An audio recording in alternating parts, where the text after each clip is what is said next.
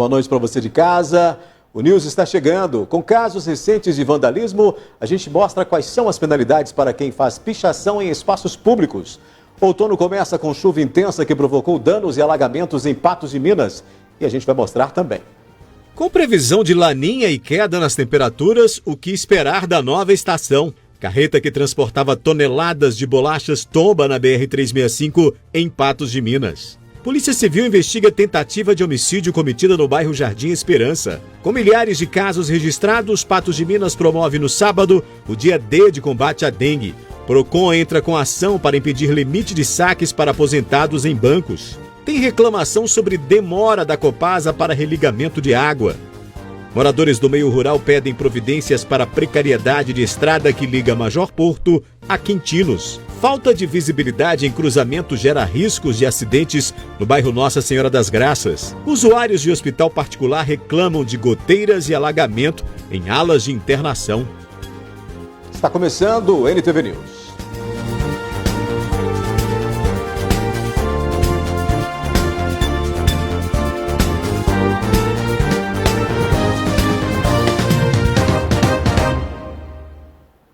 Boa noite. Na manhã de hoje, uma carreta que transportava toneladas de bolacha tombou na BR-365, logo após o posto da Polícia Rodoviária Federal em Patos de Minas. O acidente aconteceu aqui na manhã desta quarta-feira, aqui na BR-365, bem ao lado do posto da PRF.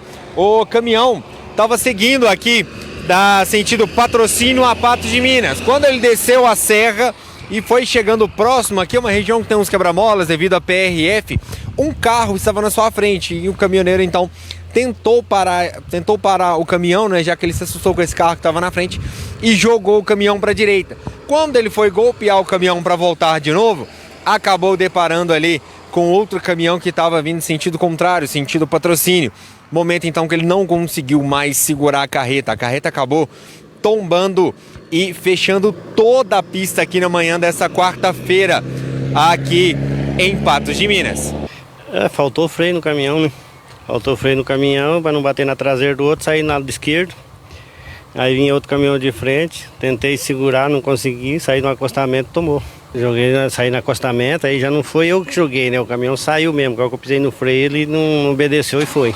Chovia muito? Não estava chovendo, mas a pista estava toda molhada. A pista bem molhada, então aí o freio não segurou, né?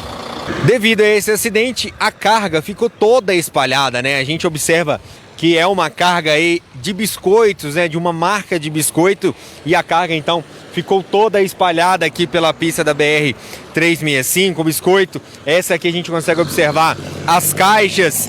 A PRF, já de prontidão, acionou aí o reboque e tudo para poder liberar o trânsito. Como a gente pode observar, neste momento o trânsito é liberado em uma pista. Está sendo utilizada a pista para quem vem de Patrocínio para Patos, para que libere aí o trânsito, já que foi vários quilômetros, aí mais de 5 quilômetros de congestionamento, e agora nesse momento sendo liberado para quem está vindo de Patos sentido Patrocínio, e aí para um momento e libera o outro lado sentido Patrocínio a Patos de Minas. O motorista sofreu ferimentos leves, recusou aí atendimento médico e agora fica no aguardo do seguro do caminhão da empresa para poder fazer a retirada total ali do caminhão e também de todo esse tombamento da carga de biscoito que ficou na pista. A Polícia Civil está investigando uma tentativa de homicídio cometida na noite de ontem contra um homem de 62 anos no bairro Jardim Esperança. A tentativa de homicídio ocorreu no bairro Jardim Esperança na noite dessa terça-feira. Um senhor de 62 anos foi atingido por 4 disparos de arma de fogo vindo de um ciclista que teria passado por lá, visualizado esse senhor de 62 anos e então abriu fogo contra ele na tentativa de matar. Acabou não conseguindo. A Polícia Civil de Patos de Minas já iniciou as investigações para tentar entender o que teria acontecido nesse caso. Bem, a Polícia Civil tomou conhecimento desses fatos, né? Desse disparo de arma de fogo que acertou esse senhor de 60 e poucos anos. Foram pelo menos aí 2 disparos nas costas e um disparo que acertou o rosto da vítima. E ela foi encaminhada ao hospital. A partir dali, nós já colhemos o depoimento de várias pessoas, inclusive da própria vítima, que mesmo abalada emocionalmente naquele momento, mas se postou como situação muito tranquila de repassar as informações que tínhamos. E, passadas essas informações, colhemos outras informações, estamos juntando isso aí, todos esses dados, para chegarmos aí ao final desse inquérito o mais rápido possível, mas logicamente no caminho e na velocidade necessárias para que nós tenhamos toda a autoria delitiva e de todas as pessoas que participaram desse crime. Nenhuma hipótese é descartada nesse momento pela Polícia Civil, já que muitas informações é encontrada, né? Várias vezes foram feitos também o boletim ali de ocorrência, ouvido algumas pessoas ali na região também para poder entender a motivação que teria feito com que esse ciclista fosse até lá e abrisse fogo. Diversas situações são faladas, inclusive que esse senhor aí teria praticado alguma situação lá no bairro e por isso esse ciclista teria ido lá para tirar satisfação com as próprias mãos. E a Polícia Civil, então, continua a investigação. A gente vai manter a motivação ainda em certo sigilo para que a gente possa dominar melhor a investigação e chegar com maior facilidade nesses autores. A gente espera até que alguns desses autores venham se apresentar na delegacia, né, sob pena aí de posteriormente, caso assim seja determinado pelo Poder Judiciário, expedidos os mandados de prisão ou mandados de apreensão. É necessário que tenhamos esses indivíduos que se apresentem o mais rápido possível, ou realmente o final, a conclusão desse inquérito será aí o mais rápido para poder chegarmos então e repassarmos isso ao Poder Judiciário. Depois do intervalo, com uma grande quantidade de casos registrados, Patos de Minas promove no sábado o dia D de combate à dengue. E Procon entra com ação para impedir limite de saques para aposentados e pensionistas em bancos.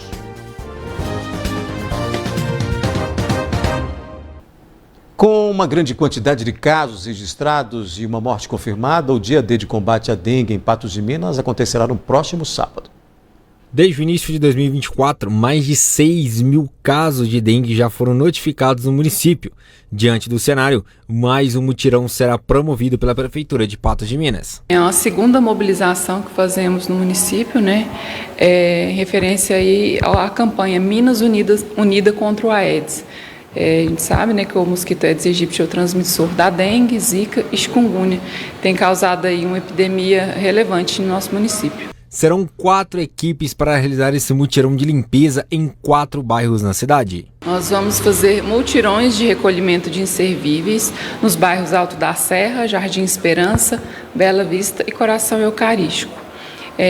Será feita também uma mobilização no Parque Municipal do Mocambo, participando aí da Semana Municipal da Água. Nós vamos fazer o mutirão de recolhimento de inservíveis. Então, os moradores vão ser orientados pelos agentes de endemias a colocar, né, nas calçadas todos os materiais que acumulam água, como pneus, latas, vasilhames, tudo que pode acumular água e servir de criador para o mosquito Aedes aegypti. O intuito é continuar o trabalho de conscientização da população para superar essa epidemia de dengue. É muito importante a conscientização da população, não só o trabalho sozinho dos agentes de endemias, né? A colaboração de cada um é o principal, né, que faz a gente diminuir esses números aí que estão alarmantes mesmo. A APAE Patos de Minas desenvolve projeto de autodefesa que estimula a autonomia dos alunos especiais em diversas áreas. A implantação da Escola de Autodefesa, Autogestão e Família foi implantada na APAE de Patos de Minas em fevereiro de 2022. Em dezembro deste mesmo ano, aconteceu a conclusão de uma das turmas, com o total de 25 alunos. A Escola de Autodefensores é um programa da Federação das APAES. E ele foi implantado de acordo com as normativas em 2022, quando a coordenadora da assistência me passou essa missão para que implantasse a escola. Foi onde eu convidei os alunos em 2021, para falar sobre o programa, para falar o que ia acontecer na escola, qual a metodologia, a frequência, e também convidei os pais para uma reunião onde eles aderiram à proposta, gostaram muito da proposta, e em 2022 iniciou a escola. A Autodefensoria é um movimento desenvolvido pelas APAES, que busca promover com os usuários, pessoas e famílias a compreensão e a defesa de seus direitos, buscando a sua concretização. O autodefensor é o porta-voz das demais pessoas com deficiências, na diretoria da instituição e na sociedade. Um autodefensor é a pessoa que sabe defender os seus próprios direitos. E é isso que a gente passa aqui para eles, como se defender, né? Por isso que a gente faz nos nossos temas tratados dentro das políticas públicas voltadas para a pessoa com deficiência. Então, muitos deles que estão agora, neste momento, do grupo coletivo, aprenderam isso o ano passado, a como se defender. Então, para a gente saber se defender, a gente tem que saber os nossos direitos. E é isso que a gente faz aqui na Escola de Autodefensor. A gente aprende muito as leis, que a gente aprende as leis que no mundo de fora que a gente tem que aprender as leis por causa que hoje em dia a gente é muito julgado por causa da nossa deficiência. Aí é muito julgado que a nossa deficiência, eles acham que a gente não tem capacidade de nada, de fazer nada. Aí a gente aprendeu sobre a defender a nós mesmos, a defender os outros que precisam, que não sabem se defender. A gente aprendeu na Escola de Autodefensor de fazer prova, esses têm, fazer um monte de coisa. A gente aprende muita coisa, como se defender as pessoas com deficiência. O programa de autogestão, autodefesa e família espera, com o resultado, o desenvolvimento da pessoa com deficiência intelectual e múltipla em termos de liderança, iniciativa, facilidade de elaborar e expressar ideias, entre outras competências. A Escola de Autodefensoria da APAE, ela trabalha a autonomia, a independência, né? Trabalha para eles obterem conhecimento dos direitos deles, né? E obterem participação social, para desenvolver essa autonomia deles, né? Um dos exemplos é o aluno Tiago Carvalho, de 37 anos, que já faz várias atividades do dia a dia de forma totalmente independente e que carrega o lema da escola estampada na camisa: nada sobre nós sem nós. É muito importante, igual a gente é especial, ter a liberdade de sair, né? Igual eu vou ao banco, resolvo meus treinos sozinho, vou lá, tenho liberdade para sair independente. Eu saio para todo lado, tenho liberdade, vou ao banco, trabalho na PAE Rural, uma vez na semana, amanhã de estou trabalhando. O PROCON Municipal acionou o Ministério Público para impedir que bancos limitem o valor de saque para beneficiários do INSS. O PROCON de Patos de Minas entrou com a ação no Ministério Público para impedir que bancos limitem o valor do saque para aposentados e pensionistas do INSS. As queixas recebidas pelo órgão indicam que há uma limitação diária de até R$1.000 que seria indevida. De porte dessas reclamações, nós acionamos essa instituição financeira para que ela manifestasse formalmente sobre essas reclamações. E a instituição confirmou, sim, essa limitação em R$1.000 por dia. De porte disso, nós passamos a fazer uma pré-análise da legalidade dessa limitação, dessa quantificação, e nós achamos que isso fere o Código de Defesa do Consumidor e fere também o Estatuto do Idoso, razão pela qual nós encaminhamos essa questão ao Ministério Público e solicitando que o promotor de justiça, contribuição nas relações de consumo, ajuize a ação competente visando por termo a essa prática. Aposentados e pensionistas informaram sobre o limite diário de saque no valor de até R$1.000.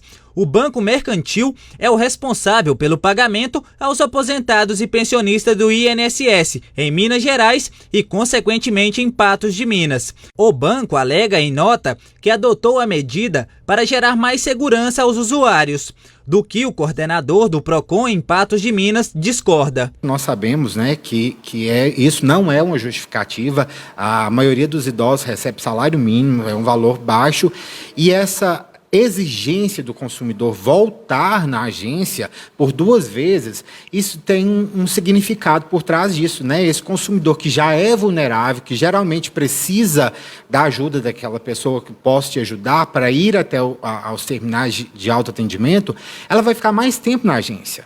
né? Ela vai ficar mais suscetível ainda às práticas comerciais dessa instituição.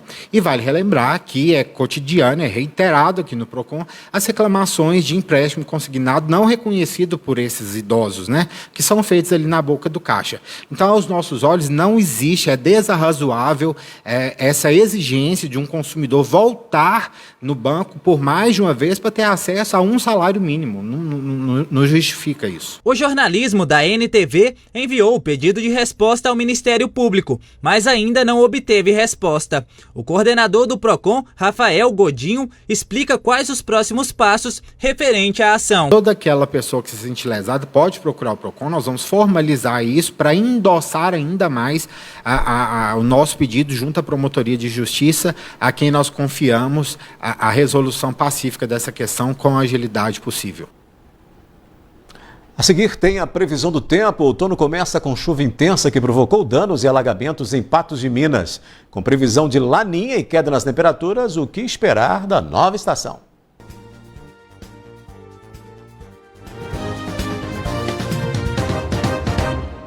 Primeiro dia de outono veio com chuva. A nova estação chegou com expectativa de alívio no calorão que foi sentido nos últimos dias do verão. E em Patos de Minas, a chuva forte provocou alagamentos em vários pontos da cidade. Em diversos vídeos enviados por telespectadores, é possível ver o caos que se instaurou em alguns pontos já bastante divulgados nesses períodos chuvosos. Por mais que o córrego do Monjolo tenha passado recentemente pela canalização de mais uma parte, o trecho que ainda aguarda a obra não suportou a quantidade de água e transbordou, fazendo com que fosse impossível transitar pela Fátima Porto. Na Avenida Dilermando Gomes de Deus, além da quantidade de água, os materiais de construção de um dos moradores foram levados pela enxurrada. Olha a situação que você deixou aqui, ó. A obra minha aqui, minha areia, foi tudo embora, ó. Olha a situação, ó. Quer ver quem vai pagar isso aí, ó.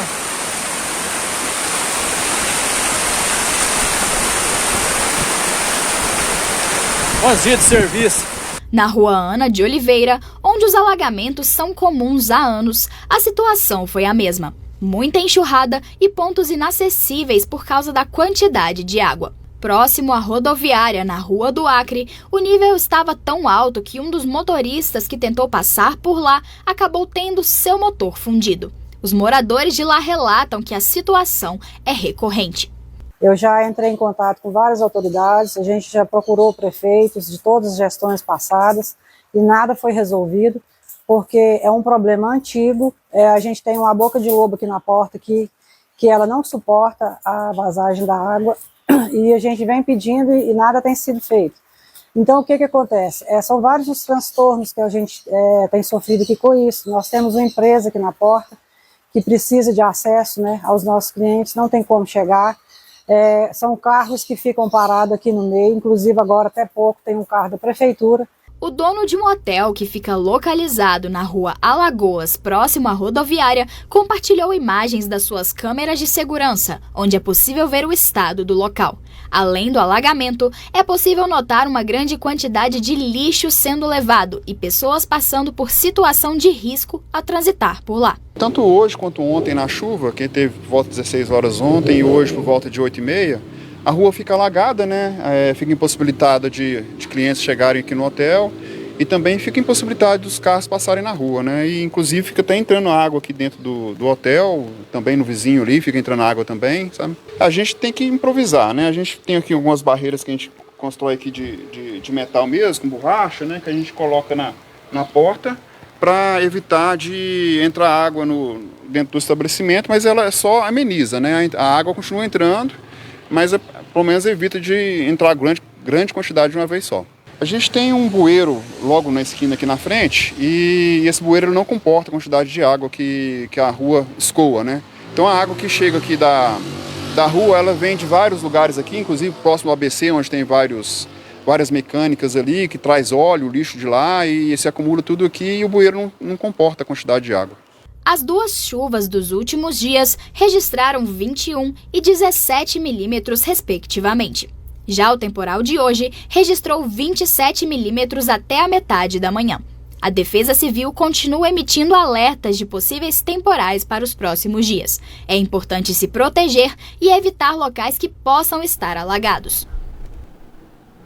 No bairro Antônio Caixeta, uma rua ficou tomada pela água da chuva e deixou os moradores que convivem há anos com o problema indignados com essa situação que se repete. Em diversos vídeos enviados por telespectadores, é possível ver o caos que se instaurou em alguns pontos já bastante divulgados. Vídeos enviados ao WhatsApp da NTV mostram a situação que ficou a casa de morador da rua Amélia Carolina, no bairro Antônio Caixeta. O morador relata que o problema é causado toda vez que chove. Transtorno aí causado pela chuva, a água conseguiu, entrar dentro da casa da minha mãe aqui. Os moradores estão cansados de sempre sofrer com a mesma situação. É começar a chover e já tem que preparar para a água invadir a residência. O negócio é que o bueiro não suporta a água, que as manias antigas ainda, esse problema é antigo. O bueiro não suporta, o negócio tem que quebrar tudo aqui, colocar uma canalização maior, as manias maior, isso que é o problema. Tem 40 anos que eu moro aqui, entendeu? E tem mais de 20 anos que a gente sofre com esse problema aqui, entendeu? E é um problema simples, entendeu? Eu não sei porquê, não sei se é falta de vontade política ou o que é, entendeu? Falta de interesse, porque não é na casa deles, entendeu? Ali a solução ali é coisa simples de arrumar. O senhor Francisco possui uma oficina de carros na rua e também sofre com enchente. Se vê, que vai vir tempestade, tem que sair correndo, tirar os carros que ficam aí, que a inundação aqui é constante. Antigamente era chuvinha, chovia e tal, não tinha tanto problema. Agora parece que aumentou demais o volume de chuva, o volume de água, e aí o problema é constante. Cansados de cobrar solução, os moradores têm que tomar atitudes para que as próximas chuvas não causem transtornos a eles. A minha saída é o seguinte, eu vou ter que derrubar a minha casa da frente, fazer um ano fundo, que eu já estou construindo já. E eu não posso ficar esperando eles mais não, entendeu? Todo ano eles falam, vai arrumar. Aí entra água dentro de casa, eu perco móveis, a gente compra móveis, você sabe que não é fácil comprar as coisas hoje, conseguir as coisas. A gente compra e vem água e estraga, entendeu? Todo ano é essa mesma coisa. Alguma solução tem que dar, porque os móveis da minha mãe, todos dois já de idade, toda vez o mesmo problema, os móveis estão acabando, porque esses material de hoje, os móveis de hoje não prestam. Qualquer coisinha, os móveis enchem, tá tudo estragando tudo. Todo ano isso aqui, toda vez, isso aqui, ó. Eu tô com 43 anos, toda vez isso aqui, ó, enche. Estamos cansados disso aqui, certo? Será que um dia vai resolver? A esperança é muita, mas enfim, não resolveu ainda. O outono chegou, oficialmente nesta quarta-feira, mas aí o que esperar da nova estação? É o que a gente vai mostrar agora. O outono é uma estação caracterizada pela diminuição das horas de sol e o aumento do período noturno. E esta mudança causa impactos. Durante essa estação, os dias vão ficando menores e as noites vão ficando maiores, até junho, que nós temos a maior noite e o menor dia. Bom, o que significa isso? Significa que nós vamos ter uma diminuição gradual ao longo dessa estação da radiação incidente sobre o nosso hemisfério. Esta condição provoca entradas de massas de ar frio com maior frequência e a diminuição das chuvas gradativamente, mas segundo a previsão, ainda com ocorrências de instabilidades entre o fim de março e o início do próximo mês. A característica que nós temos aí exatamente para essa estação é que nós vamos começar agora uma influência num fenômeno que nós chamamos de laninha. Essa laninha vai estar se formando agora e ela normalmente diminui as chuvas para a nossa região. Nesse caso, nós estamos com a previsão que nós estamos observando é que no mês de março ainda teremos bastante chuva, início de abril, logo no início também teremos chuvas, mas deve cessar por aí. E isso é preocupante, por quê? Porque quem faz plantio tardio ou opção de safrinha, nós temos uma necessidade de chuvas no mês de abril. Então isso pode ser problemático nessa estação. O climatologista Adalberto Vieira lembra também que o outono ainda é marcado pela queda na temperatura. A partir de agora nós vamos começar a observar que às vezes, não é sempre, que nesse momento é transição, mas nós vamos ter temperaturas mínimas cada vez menores na parte da manhã. Isso logo antes do sol nascer, onde nós temos as mínimas temperaturas. Então vamos conferir como é que fica a previsão do IMET para esse início da nova estação. Previsão do tempo. Quinta-feira deve ser de céu com muitas nuvens e pancadas de chuva isoladas. A umidade relativa do ar registra 60%. Em Patos de Minas, as temperaturas variam entre 22 e 29 graus. Em Vazante, de 22 a 32. Em Rio Paranaíba, de 21 a 28 graus. Em Presidente Olegário, a máxima deve chegar aos 30 graus. E em Patrocínio, mínima de 21 e máxima de 28 graus nesta quinta-feira.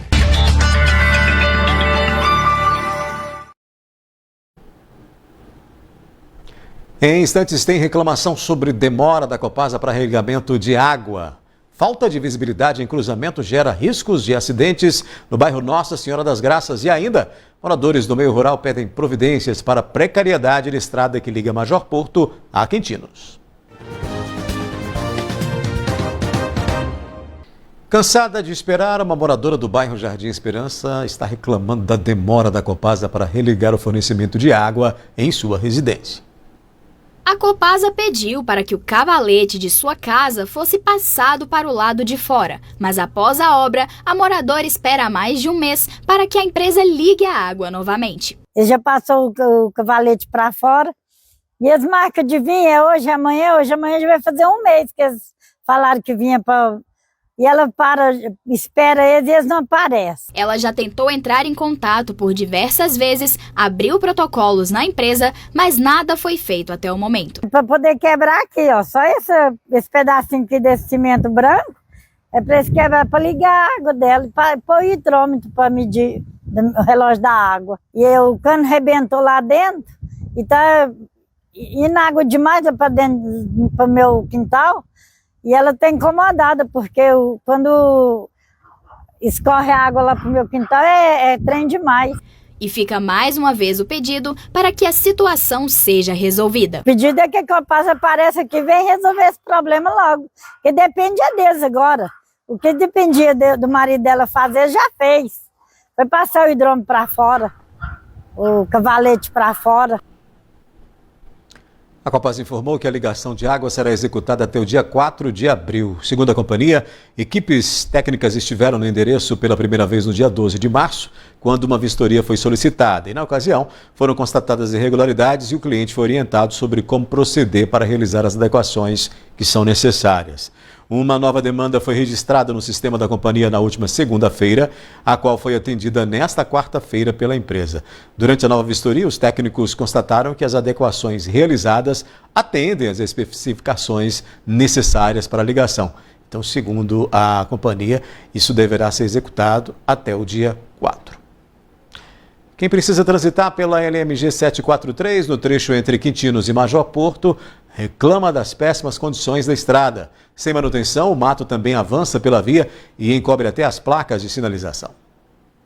Na LMG 743, no trecho de estrada de terra entre os distritos de Major Porto a Quintinos, reclamação geral de quem precisa passar pela via. Tem 65 anos que eu moro aqui, toda a vida petecada. Nunca teve ninguém para arrumar ela. Na época do pessoal do calcário ali, eu sempre arrumava por conta própria. Eu sempre arrumava. Aí depois que o calcário foi embora, aí ficamos abandonados. Depois veio a tirolesa também sempre arrumava. Agora não tem ninguém. Se chover não passa. Quando começa a chover, vem uma patroa ali e rapa o cascai que tinha nela e joga nas beiradas e não tira as redes de esgoto. E nós fica aqui à mercê. Então eu fico pensando que as autoridades lá em cima tinham que pensar muito com essa região aqui.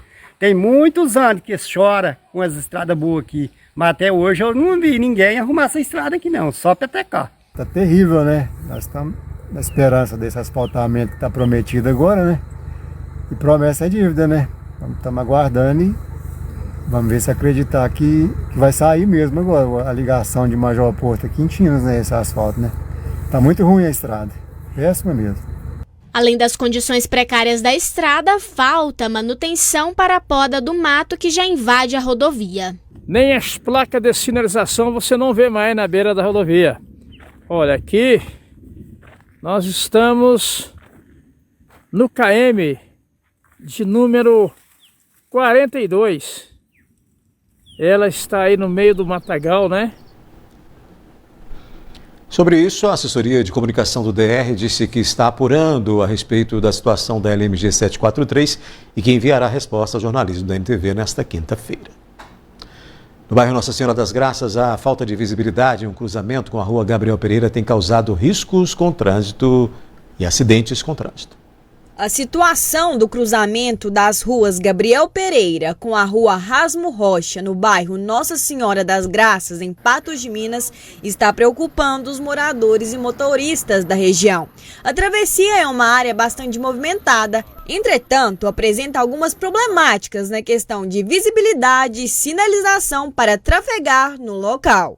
No último mês, 2 graves acidentes foram registrados aqui no cruzamento da rua Gabriel Pereira com a rua Rasmo Rocha. O primeiro aconteceu no dia 21 de fevereiro. Um motociclista de 18 anos que ainda se encontra em recuperação no hospital regional. O outro foi registrado no dia 27 de fevereiro, também envolvendo um motociclista de 40 anos. Motoristas e moradores que acessam as vias cobram por providências. Pedir aí pelo poder público para eles tomar uma providência, né? A gente que trafega, eu sou motoboy já há bastante tempo e até pouco tempo teve um acidente nesse mesmo cruzamento com um motoboy, amigo nosso. Graças a Deus ele já está bem, né? As pessoas estão orando para ele pela melhora dele.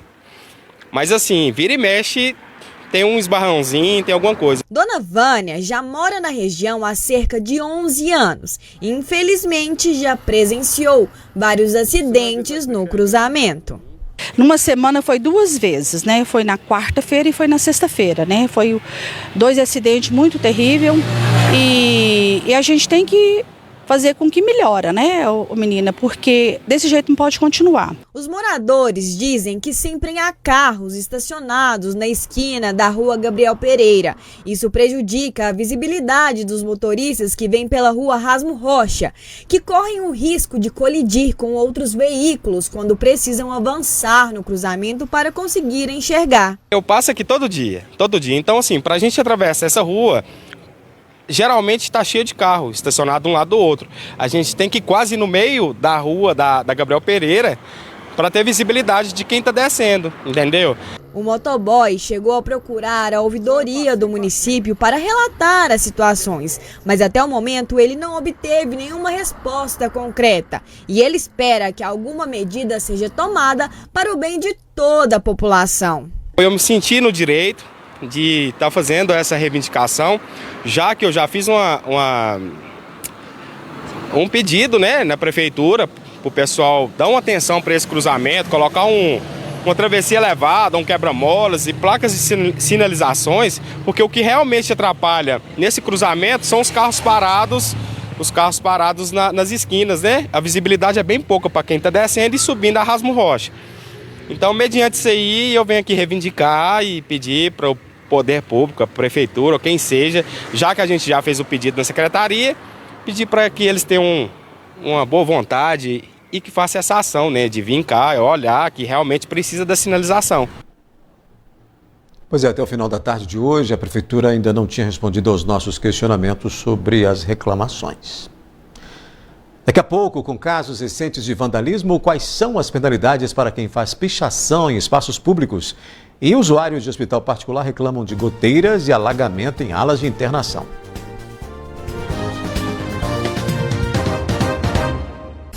Por meio do Novo Parque, programa desenvolvido pelo governo federal, Patos de Minas foi selecionada para receber recurso na área da saúde com a construção de uma unidade de saúde Porte 2, no bairro Alto da Serra.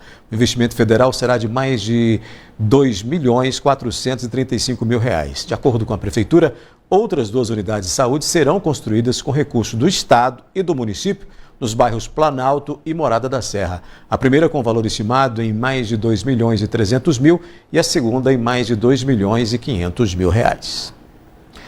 Durante a chuva forte que atingiu Patos de Minas, um vazamento no telhado de um hospital particular causou infiltração e parte das dependências ficaram molhadas. A situação foi registrada por usuários da unidade de saúde.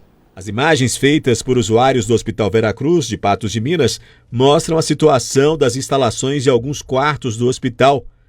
De acordo com os pacientes, o local ficou cheio de água e causou desconforto logo após a chuva forte que começou na terça-feira. Teto vazando água. Cama do paciente. A situação. Além disso, uma paciente precisou ser transferida das instalações. O vídeo gravado com o celular mostra os móveis e o chão do quarto molhados pela água que escorre pelo duto da iluminação no teto. A situação causou indignação. Por meio de nota, a direção do Hospital Veracruz disse que estão sendo realizadas algumas obras de aprimoramento do hospital e que isso ocasionou problemas pontuais que já estão sendo resolvidos nas alas de internação.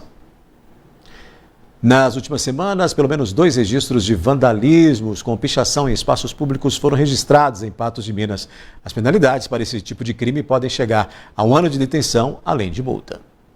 No dia 16 deste mês, a pista de esportes radicais do bairro Várzea, no antigo projeto Saci, foi alvo de vandalismo. Um rapaz de 29 anos foi identificado e preso pela polícia militar. 3 dias depois, a quadra do bairro Santa Luzia também foi alvo de vândalos. O secretário de Cultura registrou a ocorrência. Em ambos os casos, as reformas feitas pelo município eram recentes. A gente fica muito triste em saber que o material para a gente vir aqui refazer essas pichações, a gente poderia estar usando em outros espaços. Então, assim, é lamentável, né, que está acontecendo, né? A gente pede a colaboração aí dos moradores. Esta não é a primeira vez que casos de pichação em espaços públicos são registrados em Patos de Minas. Em setembro do ano passado, o Parque Municipal do Mocambo também sofreu com os atos de vandalismo. Bancos, lixeiras e até o chão do local foram pichados por adolescentes. A gente fica triste, né? Porque, na verdade, um patrimônio disso aqui, um paraíso como esse aqui, merece ser preservado, né? E os adolescentes que fizeram isso, né, certamente têm que receber uma medida socioeducativa, né, uma prestação de serviço à comunidade e talvez, inclusive, prestar algum serviço aqui no parque para que eles possam aprender o valor disso aqui, o valor da natureza, o quanto isso é importante para a população de Patos de Minas. A pichação é considerada crime no Brasil. Geralmente é feita em espaços públicos ou privados sem o consentimento dos proprietários. Por ser entendida como um ataque contra o patrimônio público ou privado, é definida como crime de acordo com o artigo 65 da Lei de Crimes Ambientais, número 9.605, de 1998. A pichação, ela se trata de um crime ambiental. A pichação, ele é um meio de vandalizar determinado espaço urbano ou público por meio de alguma expressão que não seja notoriamente artística.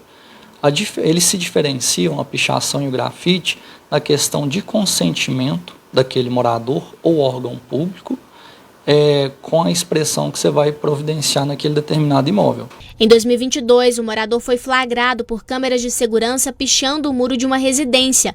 As frases escritas ofendiam a honra do proprietário do local. Casos como este podem resultar em indenização. Fugindo um pouco da área criminal, a gente também a questão civil, a questão daquele dano que aquela pichação ou aquele grafite sem autorização, que é a pichação, gerou para aquele patrimônio público ou particular. Muitas das vezes a gente consegue fazer o ressarcimento por valores materiais, né? A reparação da pintura do muro, a reparação daquele ato todo que foi violentado. E, além disso, também pode existir situações que geram reparações morais.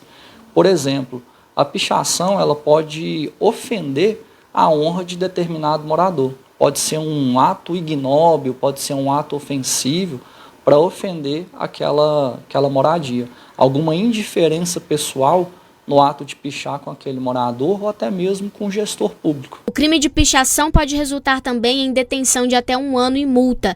E a penalidade aumenta se a estrutura danificada se tratar de um monumento tombado, como foi o caso do Parque do Mocambo e também do Coreto Municipal, localizado na Avenida Getúlio Vargas, patrimônio tombado devido à importância histórica.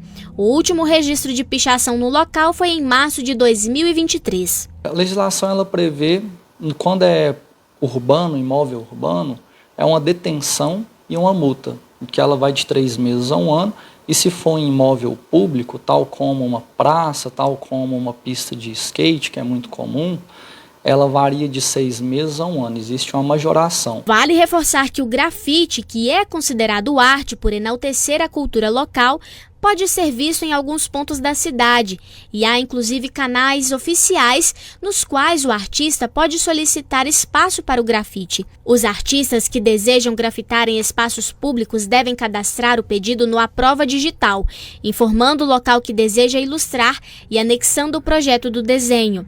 A partir daí, há uma avaliação do meio ambiente da Sectel para liberação ou não. As eleições municipais para prefeito e vereadores ocorrem no mês de outubro, mas o calendário eleitoral já está em andamento e com os prazos e regras definidos. Candidatos e eleitores devem ficar atentos. A resolução que define as datas do calendário eleitoral de 2024 foi apresentada pela ministra Carmen Lúcia no final de fevereiro. Além das eleições, que ocorrem em outubro, estão entre as principais datas o registro dos partidos até 6 de abril, alistamento eleitoral e regularização de título de eleitor até 8 de maio e campanhas eleitorais a partir de 16 de agosto. Existem algumas datas, né? Uma delas até o dia 5 de agosto são as convenções partidárias. 7 de agosto são já os 60 dias antes das eleições e no dia 15 de agosto, esse é o prazo mais importante, se encerra o prazo para o registro de candidaturas. Então quem for candidato tem que registrar tem que fazer o seu registro até o dia 15 de agosto. Este ano ocorre eleição para prefeitos e vereadores. Pela legislação, qualquer cidadã ou cidadão pode disputar cargo eletivo, respeitadas as condições constitucionais de elegibilidade e de incompatibilidade, e sem cair nas causas de inelegibilidade previstas. Segundo a Constituição Federal, é preciso ter nacionalidade brasileira, ser alfabetizado e estar em pleno exercício dos seus direitos políticos, ou seja, ter título de eleitor e estar em dia com a Justiça Eleitoral. Além disso, homens precisam estar com a situação militar regularizada mediante comprovante de alistamento. Para concorrer a qualquer cargo em eleições brasileiras, é obrigatório estar filiado a um partido político e ter domicílio eleitoral na localidade em que deseja se candidatar. Além disso, pessoas que querem concorrer para prefeito ou vice-prefeito, a idade mínima é de 21 anos completados até o dia da posse. Já para o cargo de vereador, é necessário ter 18 anos, feitos até a data do pedido de registro de candidatura. Bom, em primeiro lugar, tem que verificar a idade. Por exemplo, para o cargo de vereador, a idade maior de 18 anos, essa pessoa ela deve estar filiada a um partido político pelo menos 6 meses antes das eleições e o domicílio eleitoral também deve ser de 1 ano antes das eleições e ela deve ser alfabetizada. Então, para que ela consiga ter o seu registro deferido, depende de tudo isso. Além do mais, essa pessoa não pode ter algum problema de inelegibilidade, por exemplo, alguma condenação criminal que possa impedi-la de se candidatar. Além disso, servidores públicos que queiram se candidatar devem ficar atentos aos prazos para solicitar o afastamento de serviço, conforme a Resolução Conjunta número 10.899 de 2024, normativo que apresenta as orientações aos servidores públicos efetivos estaduais interessados em concorrer às eleições municipais que serão realizadas em outubro de 2024. Conforme a Lei Complementar de número 64 de 1990, agentes públicos efetivos devem solicitar o afastamento temporário ou definitivo para se candidatar a uma vaga nas eleições. Os prazos estão disponíveis para consulta no site do Tribunal Regional Eleitoral de Minas Gerais. Já os eleitores devem ficar atentos aos prazos para cadastro eleitoral e regularização do título de eleitor. Em todo o país, o prazo é até 8 de maio. E em todos os casos, a Justiça Eleitoral convoca o eleitor para registrar também a biometria. A todos os eleitores de Patos de Minas que compareçam aqui até o dia 8 de maio para fazer o cadastramento biométrico. Mesmo aqueles que já estejam com toda a situação regularizada, que já tenham o e-título, para que possamos aí ter eleições mais tranquilas, mais rápidas. Então isso é muito importante e compareçam quanto antes para evitar filas. O NTV News está terminando, volta amanhã às 19 horas. Eu te encontro mais cedo no 30 Minutos às 11h30 da manhã. Não perca. Um abraço para você, obrigado pela companhia e até lá.